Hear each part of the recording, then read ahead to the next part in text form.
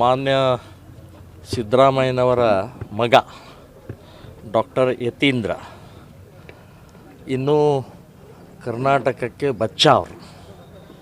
ಹಿಂದೂ ಶಬ್ದ, ಹಿಂದುತ್ವದ ಶಬ್ದ, ಹಿಂದೂ ಧರ್ಮದ ಬಗ್ಗೆ ಏನೇನೂ ಗೊತ್ತಿರಲಾರ್ದಂಥ ಒಬ್ಬ ಬಚ್ಚ. ಇವರು ಹಿಂದೂಗಳು ಉಗ್ರವಾದಿಗಳು, ಮೂಲಭೂತವಾದಿಗಳು ಅಂತನ್ನುವಂಥ ನೀವೇನು ಬಳಕೆ ಮಾಡಿದಾರಲ್ಲ, ಅದನ್ನು ವಾಪಸ್ ತೊಗೊಳ್ಬೇಕು.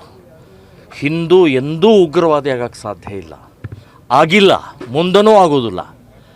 ಉಗ್ರವಾದಿ ಶಬ್ದದ ಅರ್ಥ ಗೊತ್ತಿದೆಯಾ ನಿಮಗೆ? ಏನು ಬೇಕಾದ ಬಾಯಿ ಬಿಡ್ತಾ ಇದ್ದೀರಿ. ಸರ್ಕಾರ ಇದೆ, ನಮ್ಮಪ್ಪ ಮುಖ್ಯಮಂತ್ರಿ ಇದ್ದಾನೆ ಅಂಥೇಳಿ ಏನು ಬೇಕಾದ ಬಾಯಿ ಬಿಡೋದಾ? ನಾಲ್ಗೆ ಬಿಗಿ ಹಿಡಿದು ಮಾತಾಡಿ. ಹಿಂದೂಗಳೆಲ್ಲ ಉಗ್ರವಾದಿ ಆಗ್ತಾರಾ? ಎಲ್ಲಾಗಿದ್ರಿ? ಒಂದು ಉದಾಹರಣೆ ತೋರಿಸೆ. ಈ ರೀತಿ ಮಾತನಾಡುವಂಥದ್ದನ್ನು ನಿಲ್ಲಿಸದೇ ಇದ್ದರೆ ಜನ ಚಪ್ಪಲಿ ತೊಗೊಂಡು ಹೊಡಿತಾರೆ ನಿಮ್ಮನ್ನ. ಏನು ಮಾತಾಡ್ತಾ ಇದ್ದೀರಿ? ಮಾತನಾಡುವಂಥದ್ದು ಏನಾದರೂ ಅರ್ಥ ಗೊತ್ತಿದೆಯಾ ನಿಮಗೆ?